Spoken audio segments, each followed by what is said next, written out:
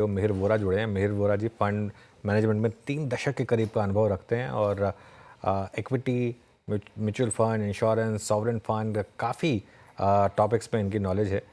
मिहिर से पहले max life insurance, एवी सन life mutual fund और एचएसबीसी जैसे म्यूचुअल फंड जैसे इंस्टीट्यूट्स में भी काम कर चुके हैं। उनसे समझते हैं कि इस समय मार्केट में क्या व्यू बन रहा है। मिहिर जी, गुड मॉर्निंग। क्या व्यू रखे मार्केट पर? एक क्या लग रहा है कि फाइनली मार्केट एक टाइम और प्राइस करेक्शन के थ्रू जा रहा है जो काफी समय से हमने नहीं देखा था? गुड मॉर्निंग अनुज। मार्केट तो वैसे देखें तो काफी close to the all time highs ही है। 2-4% यहाँ वहाँ है, तो ऐसी कोई बड़ी करेक्शन तो हुई नहीं है। बट आई थिंक जो अंडरलाइन जो हमारा प्रीमाइस है कि India will be the fastest growing large economy in the world, I think वो तो उसका तो कोई चैलेंज नहीं है अभी। एंड हम चाइना की बात कर रहे हैं एंड नो चाइना स्टिमुलस की बात कर रहे हैं, बट बिग पिक्चर देखें तो 25 साल से पैसा बना नहीं है लोगों का चाइना में। तो अब ऐसा क्या हो जाएगा कि चाइना में हम पैसा बनाएंगे इन द लॉन्ग टर्म? तो मुझे ये चाइना वाली थ्रेट तो बिल्कुल लग नहीं रही है। तो stand alone we are growing well. Commodity prices खास करके जो ऑयल है वो बिनाइन है, तो which is good for India. And FI flows वैसे पिछले 2 महीने में, 1 महीने में हमने देखा है आउटफ्लोज रहे हैं, लेकिन उसके पहले अगर मई से लेके सितंबर में देखे तो बहुत बड़े इनफ्लोज भी आए थे। तो वो भी कोई ऐसा कोई स्ट्रक्चरल स्टोरी नहीं है कि एफआई जाके बेच रहे हैं। तो सिचुएशन ठीक है। Domestic flows, domestic retail sentiment बहुत ही पॉजिटिव है।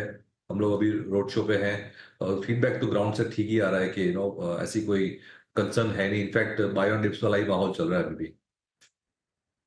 पूरा माहौल चल रहा है। एक बार बैंक निफ्टी देखते हैं, क्योंकि बैंक निफ्टी अब कोशिश कर रहा है वापस डे हाई निकालने के लिए।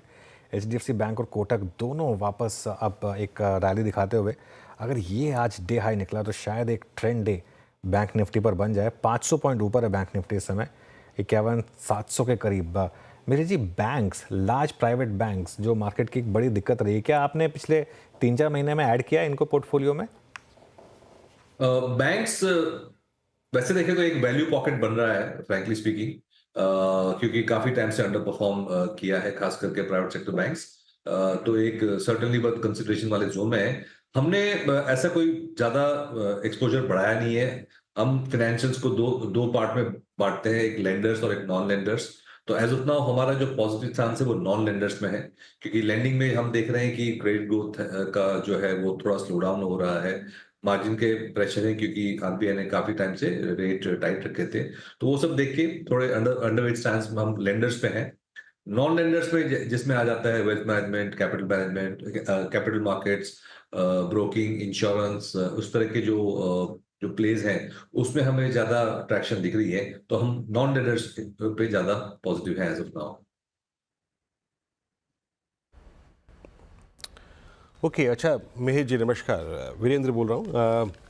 ये जो प्राइस डैमेज बीते 3 महीने में पीएसयूज में हुआ था, अब उसमें आप रेलवेज को इंक्लूड कर लीजिए, आप उसमें डिफेंस को इंक्लूड कर लीजिए, या फिर बैंक्स को इंक्लूड कर लीजिए। आप, अब मैं उसमें ओएमसीज नहीं ले रहा हूँ, मैं उसमें पेट्रोलियम कंपनियाँ नहीं ले रहा हूँ, क्योंकि उसके उसके पीछे जो कमोडिटी खड़ी है वो दूसरी समथिंग डिफरेंट। बट बाकी बैंक्स हो या फिर आपके रेलवेज हो या फिर डिफेंस, इसमें आप लोगों ने कुछ फोकस किया है लोअर लेवल्स पे? हमने ऊपर में प्रॉफिट बुकिंग किया था। हमारा बहुत ज्यादा एक्सपोजर था इंडस्ट्रियल्स में खास और डिफेंस, डिफेंस, रेलवेज, ये सब सेगमेंट, पावर वगैरह जो थे उसमें।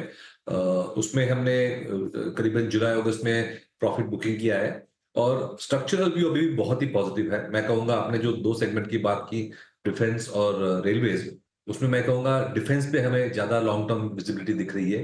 रेलवेज में भी दिख रही है, लेकिन नेक्स्ट 4-5 साल के डिफेंस तो मुझे लग रहा है कि 10-20 साल की स्टोरी हो सकती है। तो डिफेंस इज वन सेक्टर जहां पे हमने प्रॉफिट बुकिंग किया था, but we would definitely look to add at some point in time. And in general मैं कहूंगा कि जो फिजिकल एसेट क्रिएशन की थीम है, जिसमें इंफ्रास्ट्रक्चर, रियल एस्टेट और मैन्युफैक्चरिंग वाली थीम आ जाती है, तो उसमें कैपिटल गुड्स की बहुत ज्यादा इंपॉर्टेंस है। उसके बिना हम 7% जीडीपी ग्रोथ रेट नहीं कर पाते। तो ये डेफिनेटली एक सेक्टर है जहां पे हम लॉन्ग टर्म बुलिश रहेंगे, जिसमें डिफेंस, पावर, उस तरह के भी सेगमेंट्स आ जाते हैं। अच्छा, एक स्पेस जिसको आप बहुत अच्छी तरीके से जानते हैं मेयर जी, मैं तमाम इंश्योरेंस कंपनियों पे आपकी राय चाहूँगा। इस बार के मूव में इनका बिहेवियर थोड़ा डिफरेंट है। मैक्स लाइफ को देखिए, आप HDFC लाइफ को देखिए, आप SBI लाइफ को देखिए, ये अपने करियर के हाईएस्ट क्लस्टर पे ट्रेड कर रहे हैं। आपका व्यू इस वक्त इस स्पेस पे? देखिए, जैसे मैंने कहा ना, जो सेविंग्स चैनलाइज जो कर रही है, जो सेगमेंट्स, उसमें insurance, asset management, wealth management, broking, capital markets link जो स्टॉक्स हैं, उसमें ग्रोथ रेट सेक्युलरली ज्यादा रहेगी, क्योंकि सेविंग्स पूल बढ़ते जा रहा है। और सेविंग्स पूल जब बढ़ता है तो ये सब सेगमेंट्स हैं जहां पे सेविंग्स को चैनलाइज किया जाता है, वो ग्रोथ रेट अच्छी रहेगी। तो इंश्योरेंस एक डेफिनेटली मैं कहूंगा एक लॉन्ग टर्म कंपाउंडिंग स्टोरी है, क्योंकि उसमें दो तीन तरह के एडवांटेज होते हैं।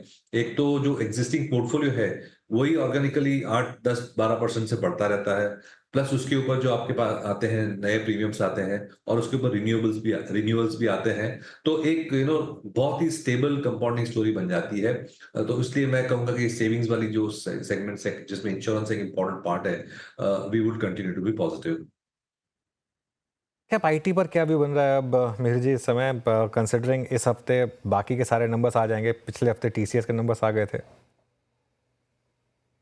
सॉरी, आप रिपीट करेंगे क्वेश्चन को? लार्ज कैप आईटी पर अब क्या व्यू बनेगा? लास्ट के पार्टी, देखिए मेरा व्यू स्ट्रक्चरली मैं कहूंगा कि ये moderate risk return almost boring kind of a segment हो गया है, क्योंकि जो कंपनीज हैं ऐसी कोई इनोवेटिव चीज कर नहीं रही हैं। 7, 8, 9% ग्रोथ पे लोग सेटिस्फाइड हैं, और ये मैं कहूंगा एक good high quality bunch of companies है जहां पे कोई ऐसी कोई बड़ी ग्रोथ एस्पिरेशंस नहीं है। तो डिफेंसिव एक कैरेक्टरिस्टिक बन गया है ये सेगमेंट का।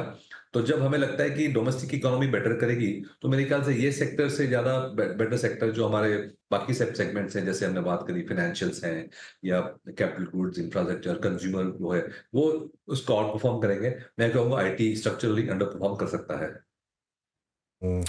ओके, बहुत बहुत धन्यवाद मिहिर जी हमारे साथ जुड़ने के लिए और आज हमसे बात करने के लिए इन डेफिनेटली। सब टॉपिक्स पर। चलिए अब एक काम करते हैं, इस शो